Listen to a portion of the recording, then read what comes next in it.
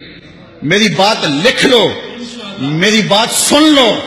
یہ حکمران سمجھتے ہیں کہ ہم نے غازی کو پھانسی لگا لیا، تم انتظار کرو عرش کا رب تمہارے ساتھ کرنے والا کیا ہے، تمہارے ساتھ اب سلوک کیا ہوگا. ہم تو مجبور لوگ ہیں، ہم تو کچھ نہیں کر سکے، لیکن جس کے رسول کی توہین کرنے والے کو قتل کرنے کے جرم کے اندر غازی کو شہید کیا گیا ہے، وہ رب بڑا غیرت مند ہے. اور تم انتظار کرو عرش کا رحمان تمہارے ساتھ اب کرتا کیا ہے. تم کہتے ہو علماء کو جیلوں میں ڈال دو جیلوں میں، اب باقی بچا کیا ہے، اب باقی رہ کیا گیا ہے. اب تم انتظار کرو کہ تمہارے ساتھ رب کرتا کیا ہے اور تمہارے ساتھ حال کیا ہوتا ہے.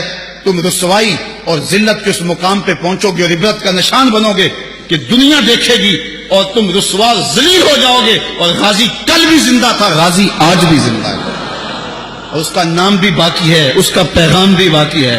اور یہ بھی سن لو کہ غازی اگر چلا گیا ہے، جب غازی علم الدین کو شہید کیا گیا نا، تو ایک ہندوؤں نے جلسہ کیا، کہا کہ ایک شخص اٹھا تھا، ہم نے اس کو مار دیا ہے، اب ہم جو چاہیں کریں.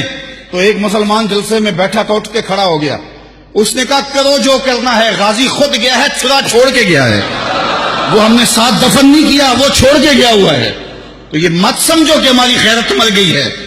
کتنے غازی پیدا ہو گئے ہیں، کتنے لوگ تیار کر گیا، اس کے جنازے میں کتنے لوگوں کو حرارت ایمان کی دی ہے. تم نے غازی کو مارا نہیں، غازی کو زندہ کیا ہے. اگر تم چھوڑ دیتے تو شاید تحریک کمزور ہو جاتی، لیکن تم نے قتل کر کے اس تحریک کو مضبوط کر دیا ہے. تم نے اس کو پانی دیا ہے، اب یہ تناور درخت بنے گا. تم اپنی خیر مناؤ، 295 کو تم ہاتھ بھی نہیں لگا سکتے اللہ کے فضل سے.